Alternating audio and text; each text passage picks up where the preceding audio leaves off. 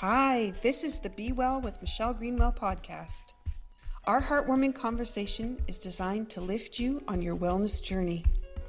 Grab your cup of tea and enjoy the podcast.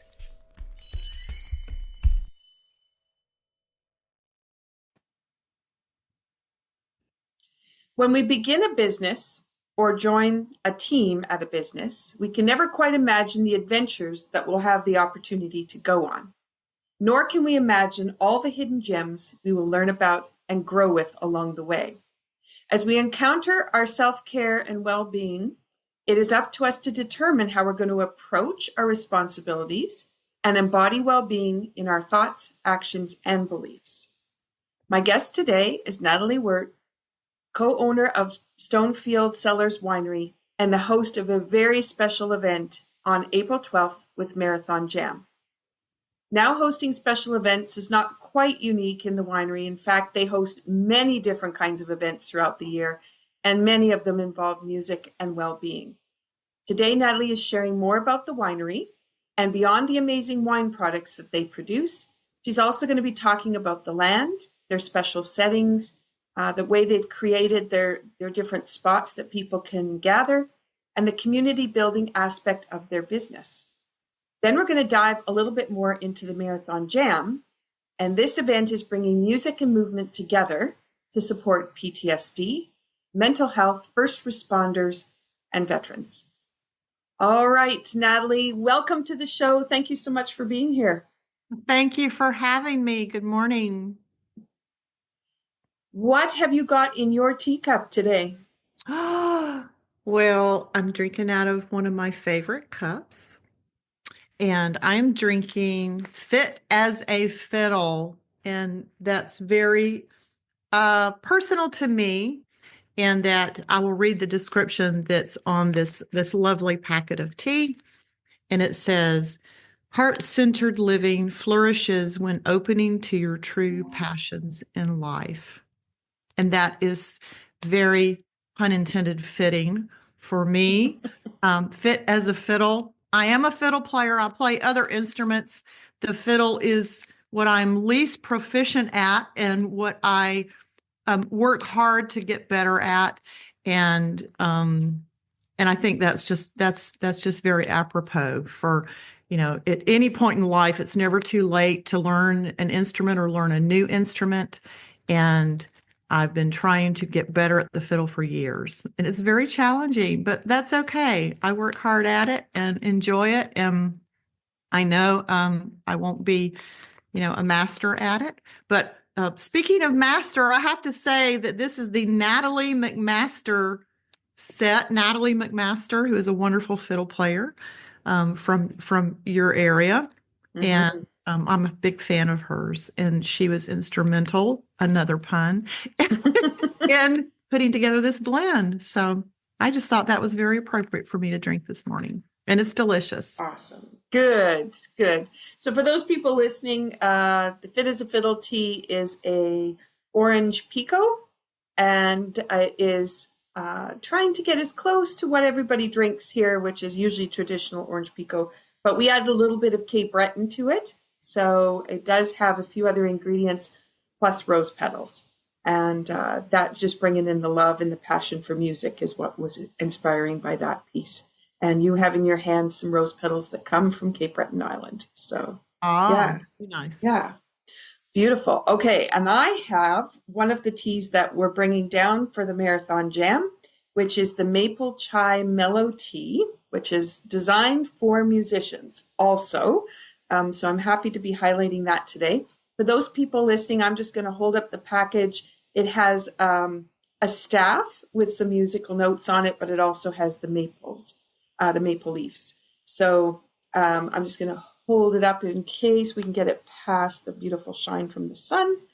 And this one is not a black tea. This one is a rooibos. And it says, the music of love sweetly nudges our spirit forward with optimism and grace. And I thought this was going to be perfect for the atmosphere and the opportunity that the Marathon Jam is going to be providing musicians, as well as all those people who benefit from being involved with the music or listening to the music or toe tapping with it. So beautiful. I want to share two things about this because I want to highlight two of the ingredients. And I do this because when we get started, we've already offered two intentions. So as you're listening to the podcast, we want you to get a healing session. So think about what you would like in life a little bit more of, and thinking about those two intentions that we offered to you. I'm now going to provide you with two ingredients to think about. So maple syrup is about life and renewal, as well as the sweetness of being alive. And our connection to nature comes through maple as we consider how our life and vitality is similar to the trees, to the flowing of the sap in the spring, which is just getting started here. All the tapping is just starting to go on. It takes 10 gallons of sap, or one tap on a tree, so that's one spout, to produce 1 gallon of maple syrup. It is such an intense process to be able to get that final nectar. And in Canada, that would be less than a liter of syrup would be coming from one tree. Grapes are very much like that, and we're talking about the winery today. And Natalie, I know you're going to be sharing a little bit more about how much grape is required to put into that one wine bottle. So we'll dive into that in a little bit. As we go from the maple syrup part, we're going to go into the second ingredient, which is rooibos. And red bush rooibos is a leaf on a bush, but it comes from South Africa. And it is about transforming energy from sunlight into all of the nutrients that we have. It's supportive to calming the system, helping the heart. It's an ally for energizing the chakra system. So that's how we receive energy, our information from outside our body to inside. And together, these two ingredients, the maple syrup and the rooibos, speak to the music that runs through our veins and when we relax and enjoy the fruits of living. The music of love sweetly nudges our spirit forward with optimism and grace. So you're listening to the podcast. We welcome you to start to feel how that everything's going to start to calm, enjoy the conversation, and know that when you're finished, you have given yourself a little bit extra today. All right. I would like to do a little cheers, Natalie, because you and I are going to meet in just a few weeks. And I brought my wine glass today. That's what I've got my tea in. So, and this one is actually on the symbol on the front for those listening. There's a horse with a Celtic knot behind it, which would have been the lasso. And it says Kaylee by the Bow, which is an event we used to run with full Scottish dinner and all the music and dance and everything. So that's what's in my wine glass today. All right, cheers. Cheers.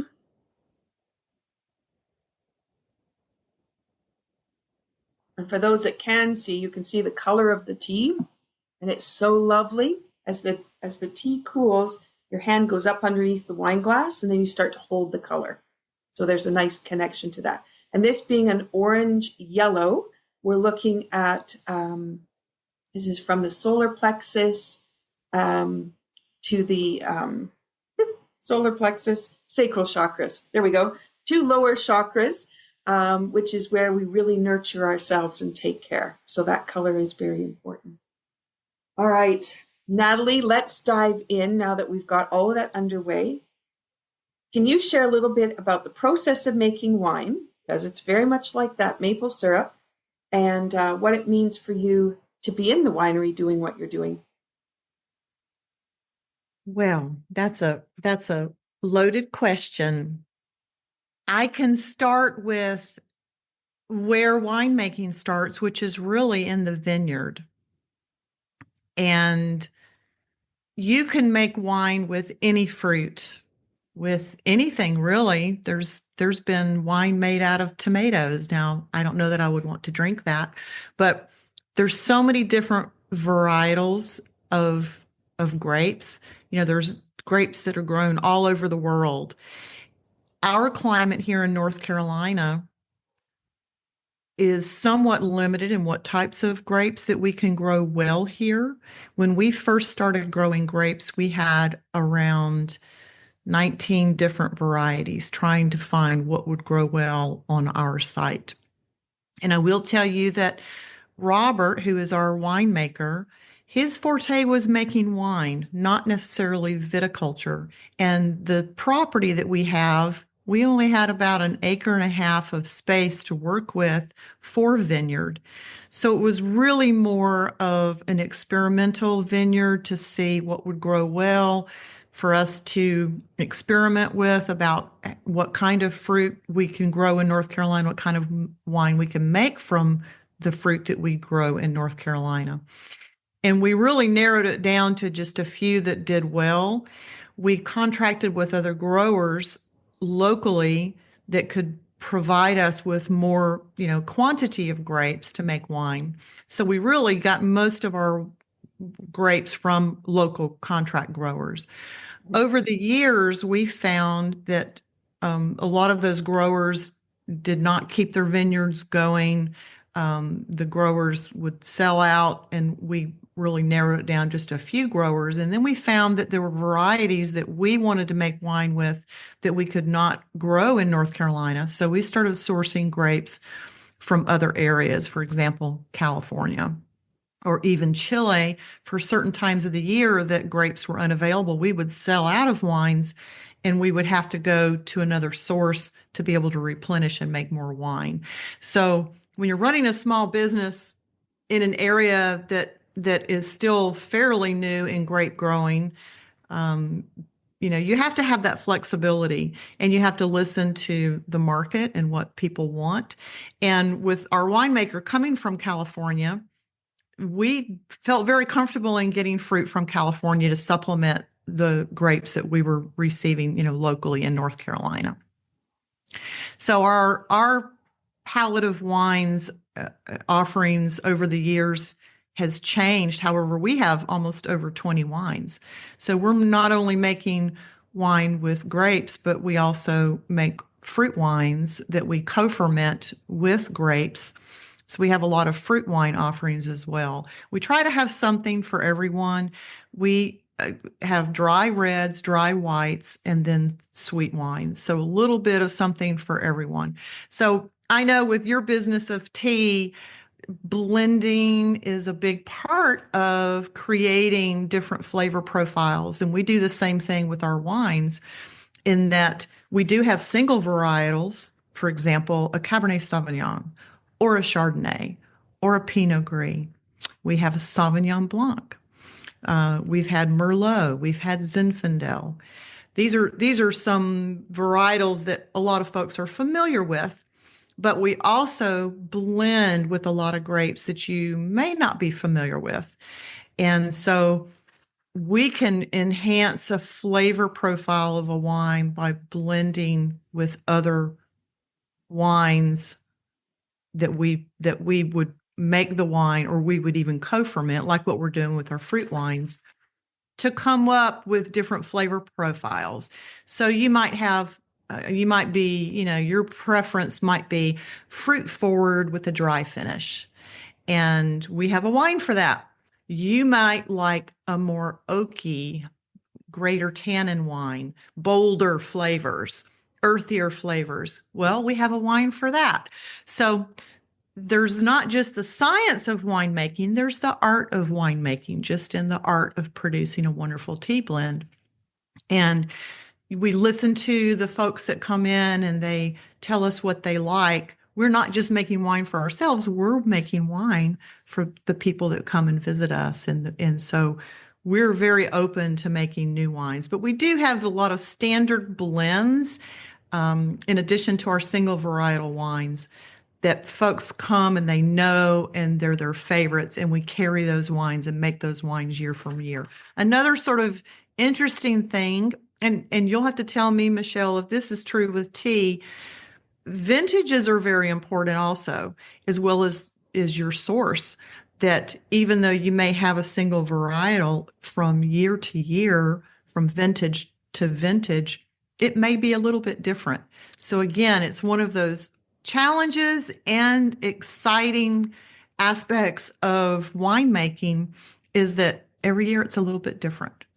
And so that's what just keeps us keeps us enthusiastic and excited when we have a new vintage to encourage people to come in and try our new vintages because it might be just a little bit different. It may still have the same overall flavor profile, but it's fun to do a vertical tasting when you're trying different vintages and comparing them. Mm-hmm. Mm-hmm. And it's the same growing the herbs because each season is different and different herbs will be hardier at different times. And my Rose of Sharon bush that used to give us just a few blooms, they used to fall off. It actually now is full of blooms. But I think it just knows that we're harvesting for tea. It's decided it wants to come along for the ride because I can harvest 6-8 times, and that's like a full bucket each time. I didn't know you can make tea with Rose of Sharon blossoms. Yeah. I have Rose of Sharon on the winery.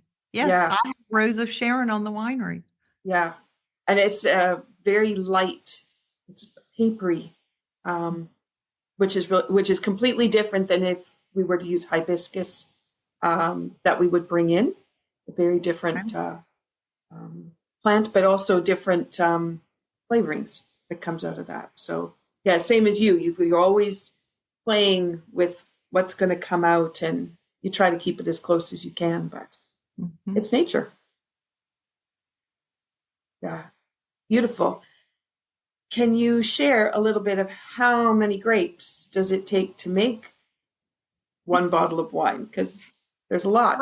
Right around 600 grapes. Wow. Yeah.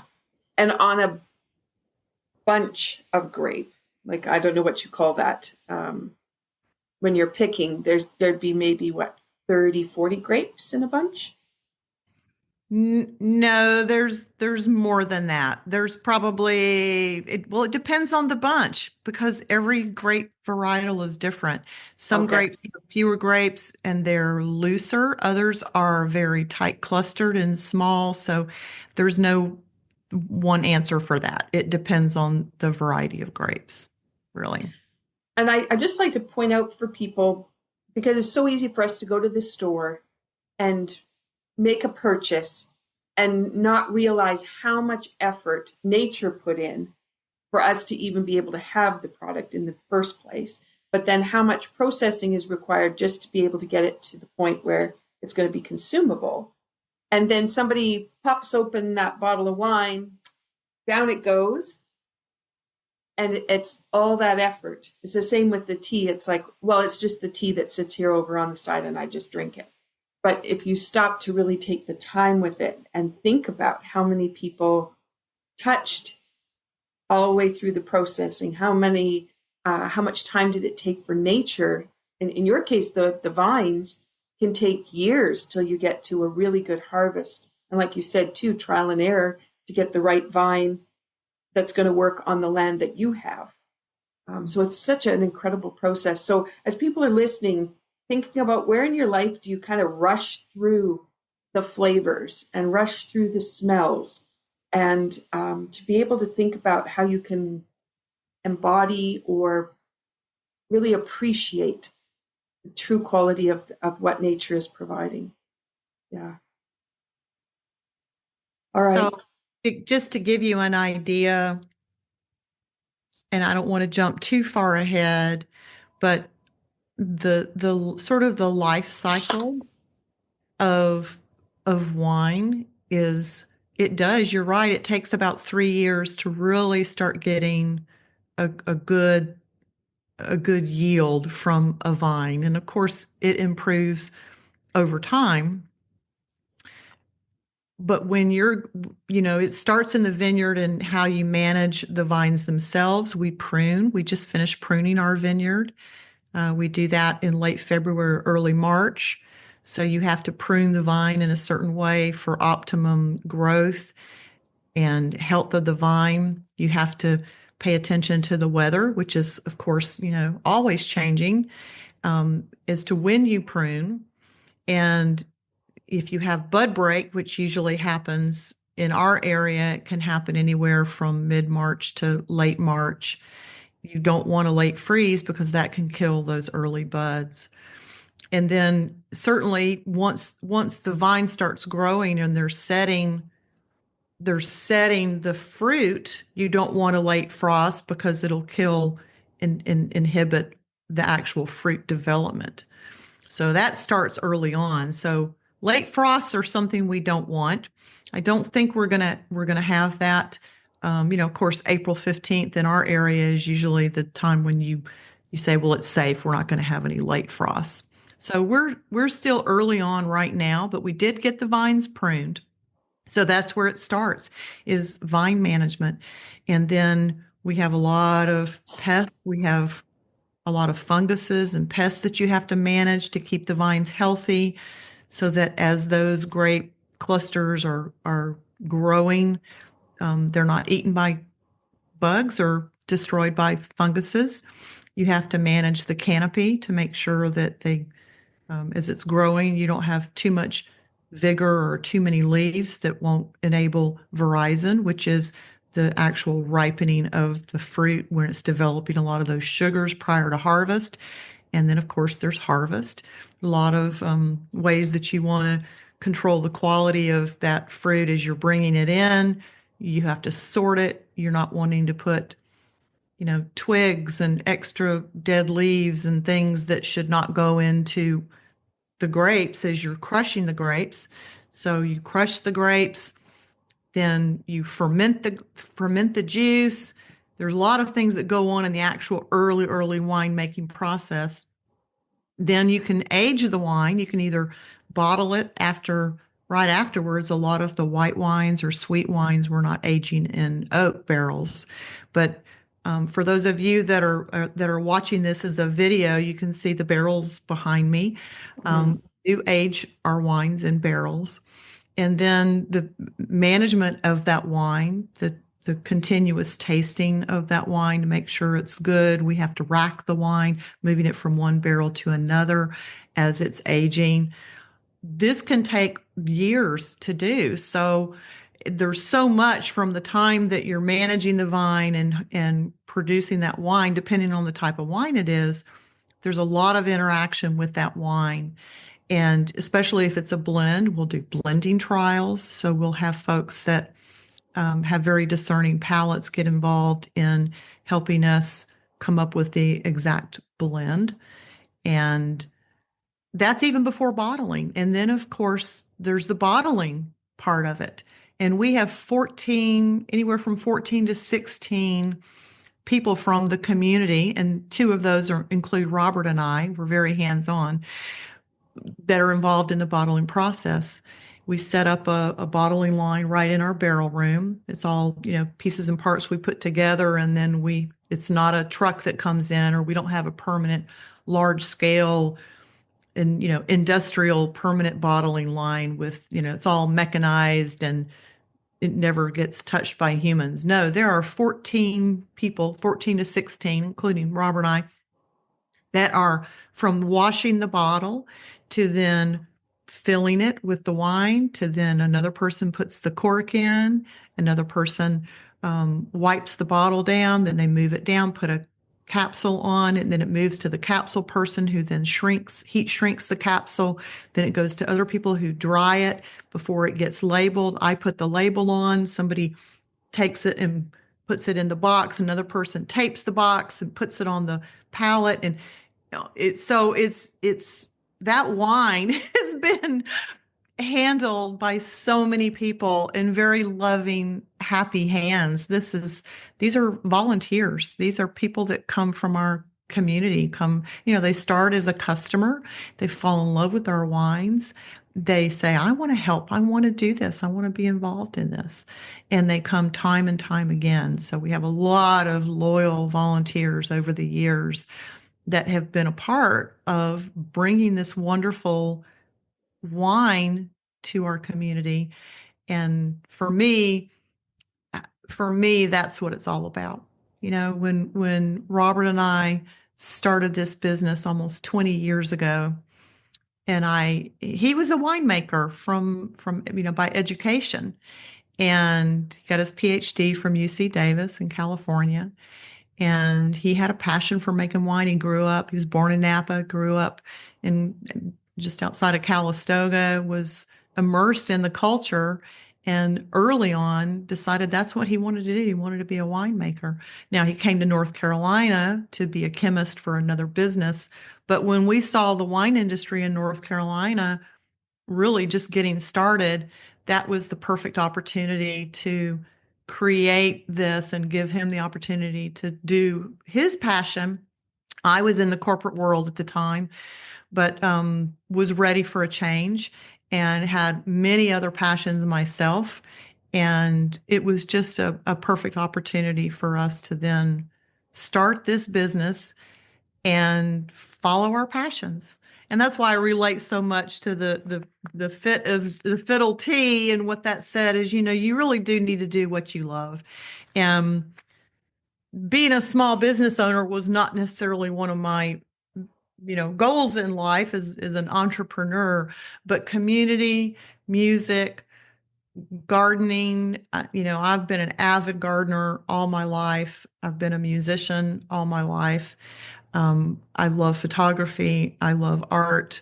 I love community. So all of those things, this is what I could bring to the table. Robert could certainly make great wine, but all of the other things, the hospitality aspect of the business is what was true to my heart, as well as just being a catalyst to bring people together, being able to have a venue for live music, being able to have a venue where people can come and celebrate their milestones. And what a privilege it is for us to be able to be a part of that, to be able to help people make that happen.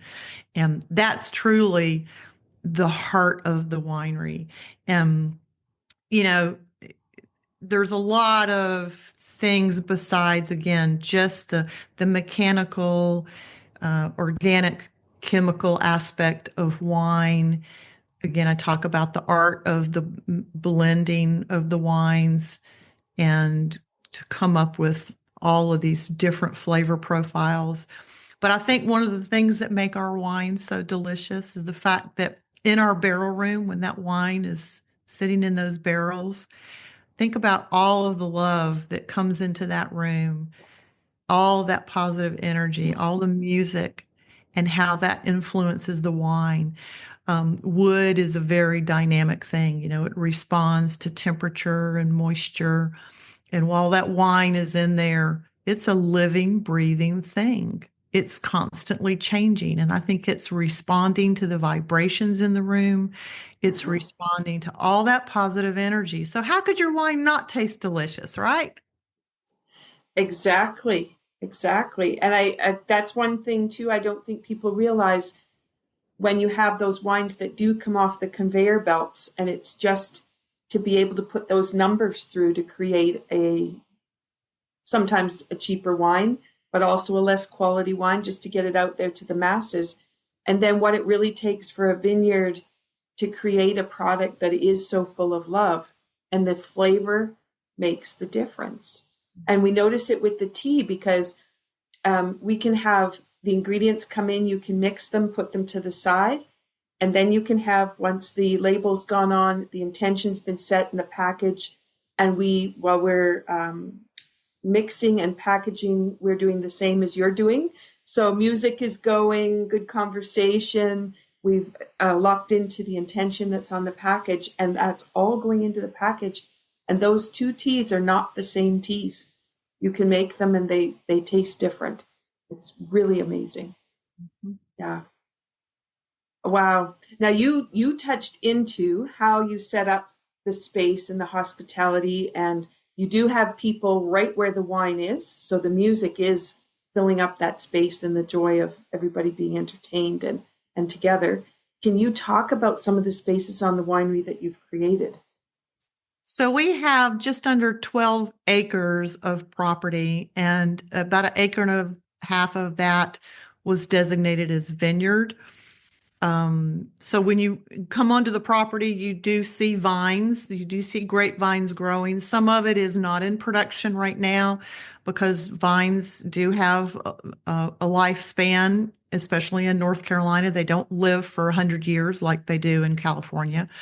So you have to replant. So we have sections of the vineyard that have not been replanted, some that have younger vines, and then we have about 5 rows of more mature vines. So there is some actual vineyard on the property. We have some natural areas, which are sort of woods and oak trees, and it's just a natural area.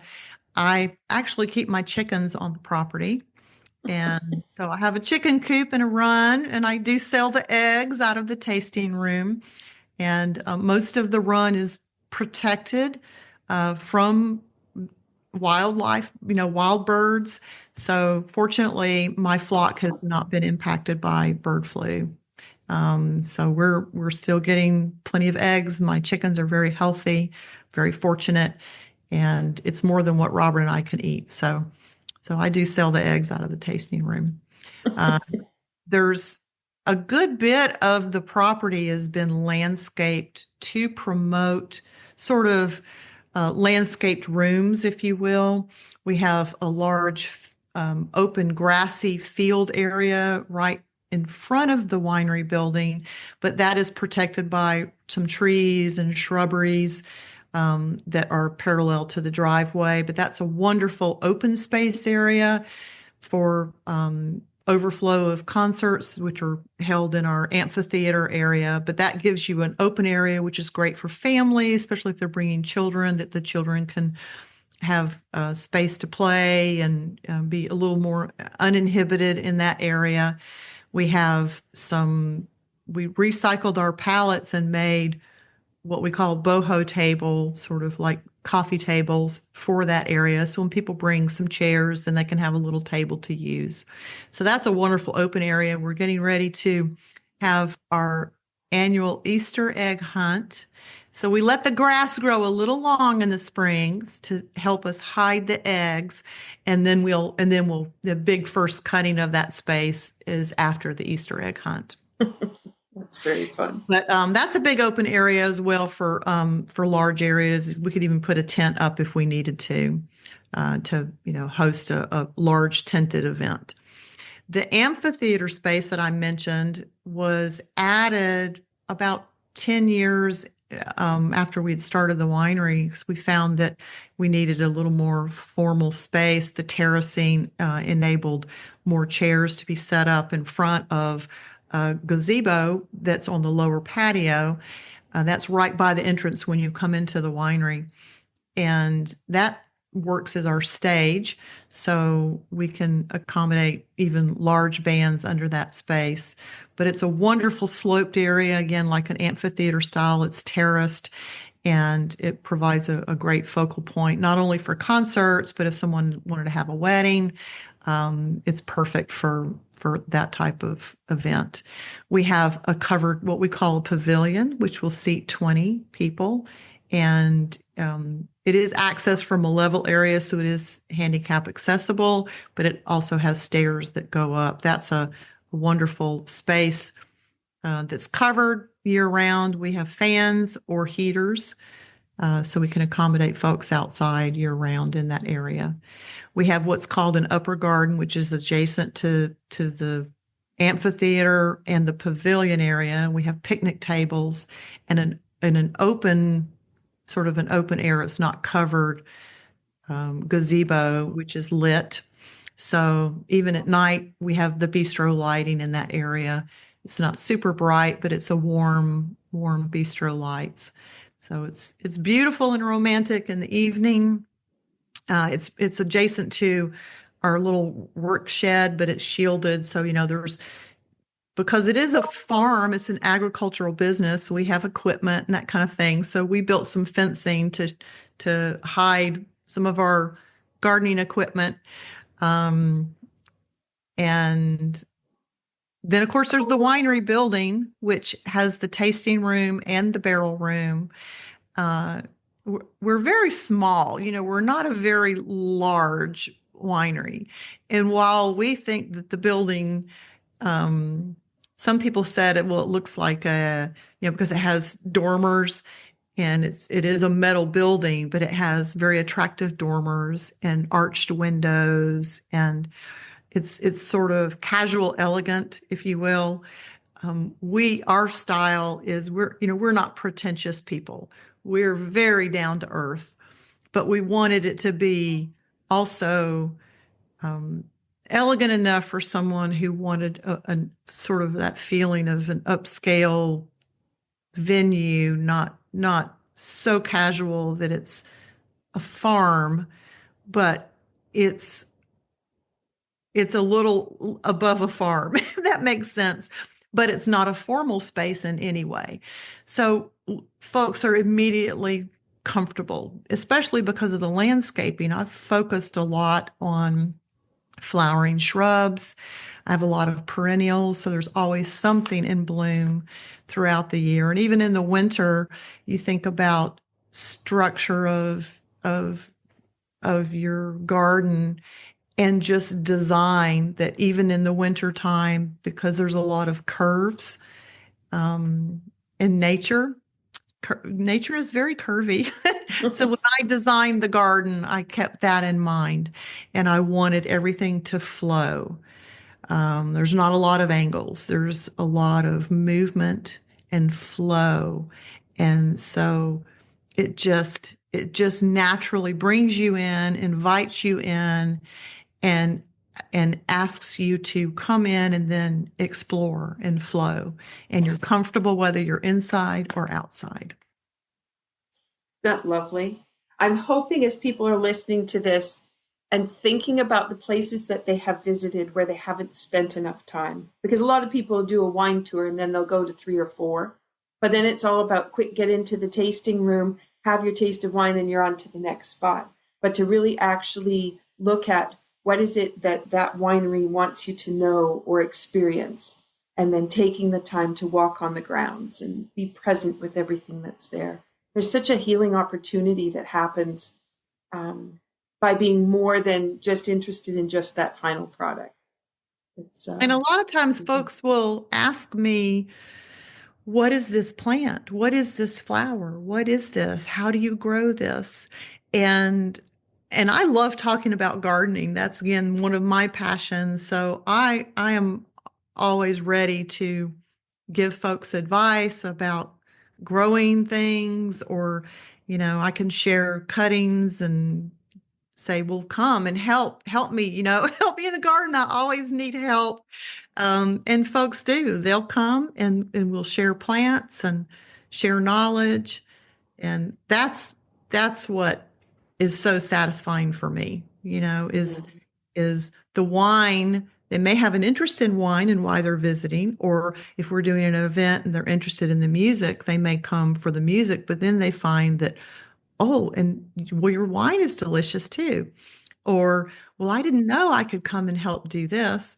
So it's just opened up my world, and it's just such a great opportunity to bring different people together. I can't tell you how many people have met their future spouse, or made those connections to someone else. They've met somebody on the bottling line and found out that they have so much in common, or there are things that enrich each other from their differences that expands each other's lives. So having that opportunity to bring people together is really what community is all about, is making those connections and bringing people from all different areas, all different. We're sort of like Switzerland. We leave politics at the door, leave your ego at the door. When you come in, just, everyone is welcomed, and here's an opportunity for you to meet somebody new and learn something new, and overall just walk away with this great sense of happiness and like, I just found my new happy place. Let's move our conversation into the music, and then we'll move ourselves towards Marathon Jam. Can you talk about some of the shows that you do host and what people find when they participate in some of the concerts you have? So we do concerts year round. In the winter or shoulder seasons when the weather, may not be good enough to do a concert outside, we're holding them in our barrel room. And that room again is, for those of you that are watching this video, you'll see I have an image of the barrel room with a music event going on behind me. The room not only functions as an area for storing the wine and when we're doing wine work, but when we're not doing the wine work and bottling, the room is utilized for either, folks can rent it for a private party, or we are having events in that room. And in the winter, those shoulder seasons, the concerts are held in the barrel room. And in the summer, they're held outdoors in that amphitheater area, or terrace garden area, and the band plays under the gazebo. We also host jams. So I host every second Tuesday of the month. It's a bluegrass jam. I host what's called Fiddle Tunes Frenzy, which is a group of musicians that are interested in learning fiddle tunes. We have a very knowledgeable, experienced his whole life. He's been involved in music, and he teaches fiddle tunes. So we have a member of our music community come in and lead that session, and it's focused on just playing the fiddle tunes. Whereas the other bluegrass jam, for example, you're playing instrumentals as well as singing. And then in the shoulder months, colder season months, or not in the middle of the summer, but the other months, I host what's called Soup and Sing. And we started doing that. It's right after we opened the winery. A girlfriend of mine would do that in her home. And she said, Natalie, let me give you this great idea for this music event. And we started doing it at the winery, and it's been a hit ever since. But it's more than just playing music. It's an opportunity for people who don't play music that listen, that are, listeners are wonderful, that appreciate music, to come and listen to local musicians from the community play music. But we started off with a dinner. So it's a potluck dinner. Everyone brings food to share. And we have our meal together. And then once we're finished with the meal, then we'll break down some of the tables. And that's when the musicians play. And of course, the folks that are listening, they stay and enjoy the wine and enjoy the music. And we do that, like October through about April, and then we start again, in October. We kind of take the summer months off. That's a time when a lot of the musicians are traveling to festivals or people on vacation. So we find that the summer months are best for our Friday Flavors concert, which is the concerts that we do outdoors. That runs the 1st of June through the end of September. That's every Friday night. We're bringing in a local food truck, so you don't have to worry about cooking dinner. You can just come and get some food and listen to great music. And that's every Friday night. And we have different kinds of music, different styles. So everything from traditional, like it might be a Celtic band or a bluegrass band or folk, to rock, to jazz, all different styles of music. Energy levels are everything from very calming and listening, like when we're doing the barrel room concerts, they truly are listening room experience. So it's not like at a bar when people are talking and kind of it's just background music. When we do the barrel room concerts, it really is a listening room experience. We've had some top musicians, international touring musicians, cream of the crop, that have graced our stage. It's just amazing that we've been able to bring the talent that we've brought over the years. And our listeners keep coming because they know when they come to the winery, they're going to hear a high quality music and different kinds of music. So, my goodness, and people think about being an entrepreneur and being interested in trying, to build up some kind of product, you never imagine how encompassing that can be. And then just look at all the ways that you've been able to really build community right from nature all the way through to the arts, and how it all interconnects. And it provides a space for people. And so many people don't have, if they live in the city and they're in apartment buildings and they don't get to touch the ground, but you've got this incredible space where they can come and experience so much at once. It's well, you know beautiful. what I would love, we're going to talk about the event that we're doing in April, but you had mentioned earlier that we do host other events besides just the music.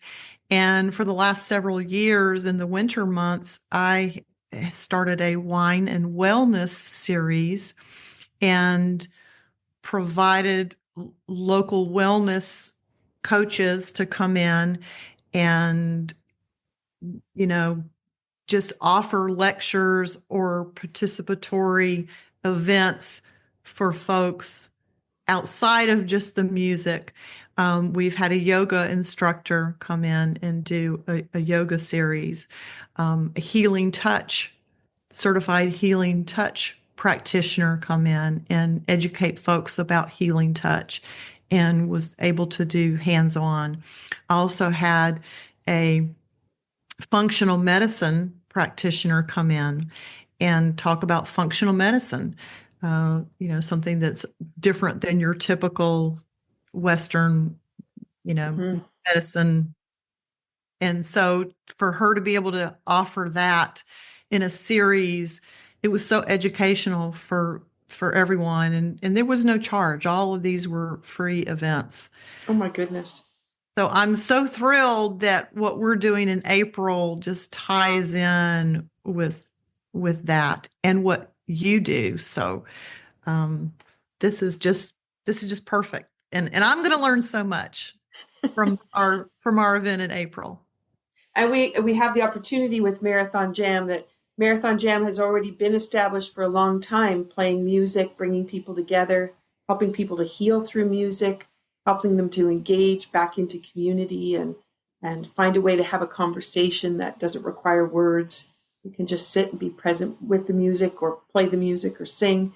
So it's a lovely way for people to come together. But we're kind of bringing what you did with the wine and wellness, bringing movement and music together and providing a little bit different, plus tea, which that's a whole other thing on top of that. So it's going to be quite the event. Do you want to describe a couple of the rooms that we're going to be in and how we've set up the event? So the barrel room, I believe that you and Colin will be in the barrel room. Mm-hmm.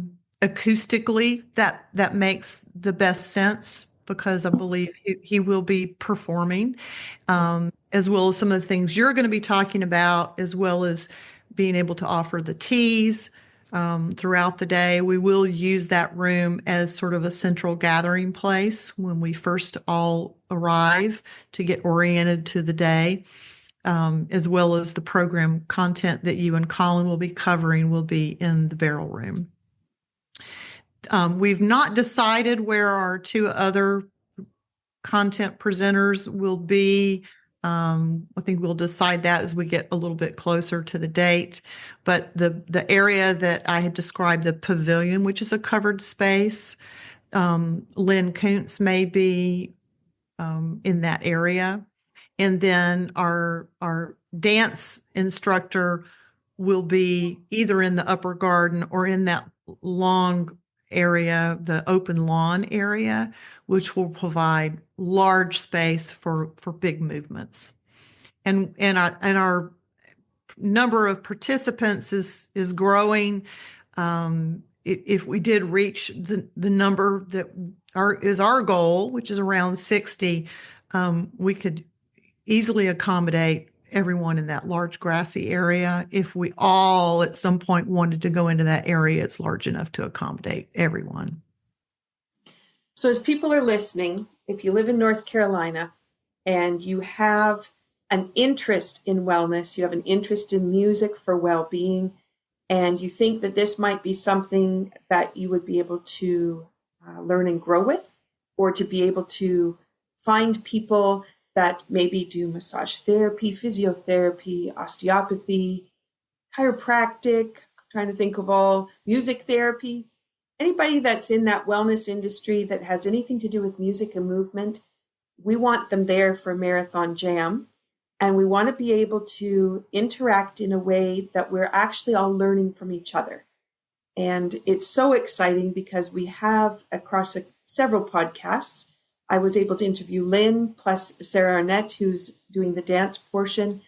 They have amazing backgrounds in the kinds of work they've already done for healing, as well as Liz is in the music industry.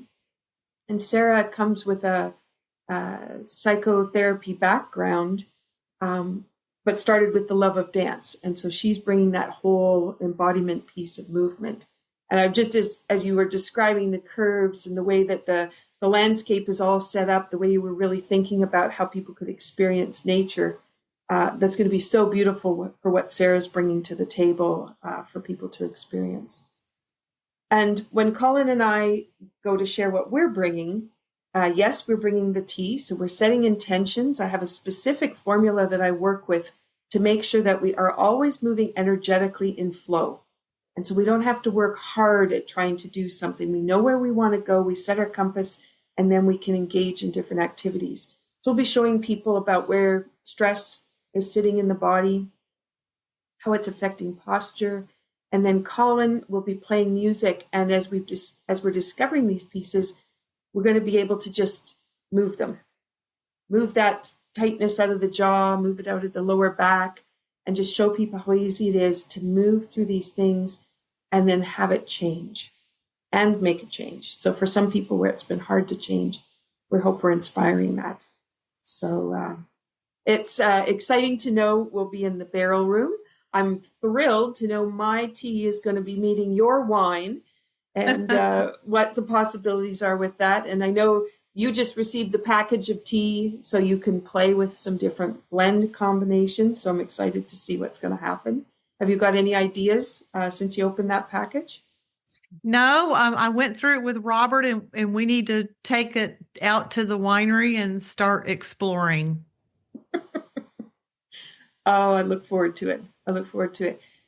As people are listening and you're thinking about it, Marathon Jam, first of all, please take a look at their website and check out what they've been doing and the fundraising that they do.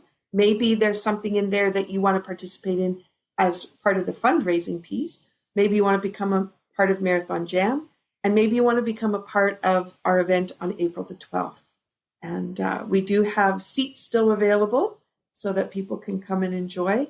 And also, we're just so thrilled to be able to bring together so many wonderful people. And I felt the warmth and the heart, coming from Cape Breton, and we're doing everything online. There's been such a lot of connection that we've had with this event, which doesn't happen most of the times organizing events. And the other piece is Colin, who comes from Scotland, who's been living in Australia for the last few months, it will be coming in, and him and I have been working globally, doing all kinds of events. So we'll be able to bring that in, and then we have all the people in your area. So there's just such a international way that we're able to bring everyone together. Is there anything else you want to add that we might have missed?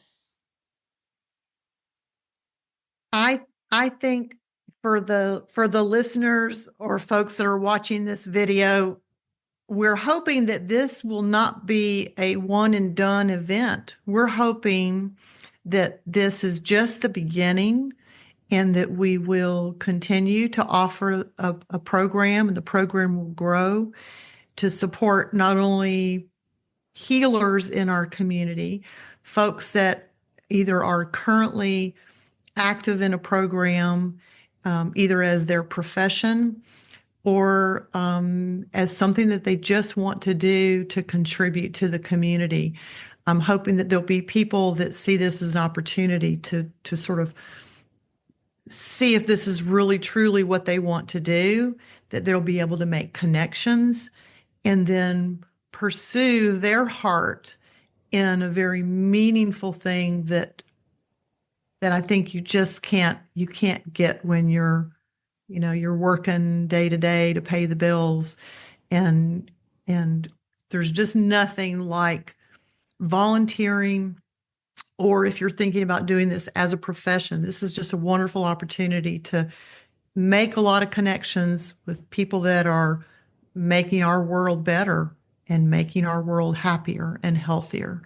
And so if you are unable to participate, you've heard about this, but you have a conflict, we are hoping to do this again. So hopefully this will become an event that folks can attend year after year and grow. Beautiful. Thank you for saying that. And I just wanted to bring back to the forefront, too, that we're coming together with music and movement to support those people who are suffering with PTSD, mental health, first responders who take care of us at the most awkward and horrific times, and also for veterans who have seen more than they needed to see. And this is an opportunity for all of us to really come together and take the conversation out and just be present, to just live, just be present with nature, enjoy the music, enjoy the camaraderie, the connections, and then know that the formula that I was talking about, the bioenergetic wellness formula, is embedded in the whole works. So right from the moment you set your foot on the land, you know that you're going to be taken care of and nurtured all the way through to when you exit at the end of the day. So, Natalie, thank you so much for shining a light on the winery. I'm so excited to come there and be a part of it and to see it for real, besides the pictures. And I really look forward to what you've cultivated to make this such a special place for Marathon Jam. Thank you. I'm looking forward to seeing you too. For those that are listening, take this opportunity now to, if you've been sipping on some tea or had something else, just to take a moment and be mindful and present.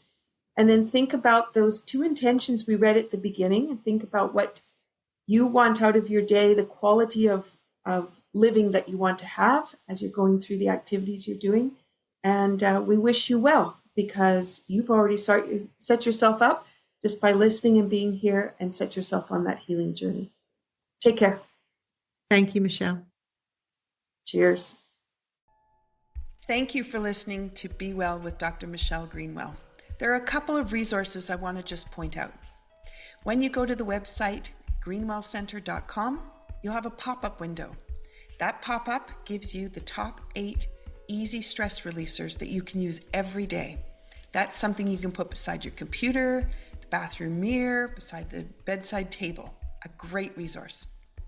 Also, my YouTube channel. It is full of playlists with all kinds of different ways that you can activate energy and bring vitality into your day. You can find that when you go to YouTube at Michelle Greenwell. And last, if you're a Linktree person, Linktree, linktr.ee/Greenwell Center. That has all my resources in one spot. Those are for intricate little things that you can't get everywhere. And it's a wonderful way for me to be able to share all the different aspects of the kind of work I do. So thank you for listening. Be sure to drink that tea. And if you want to have the tea blend that was shared in the podcast today, then be sure to check out capebretontea.ca. Have a wonderful day.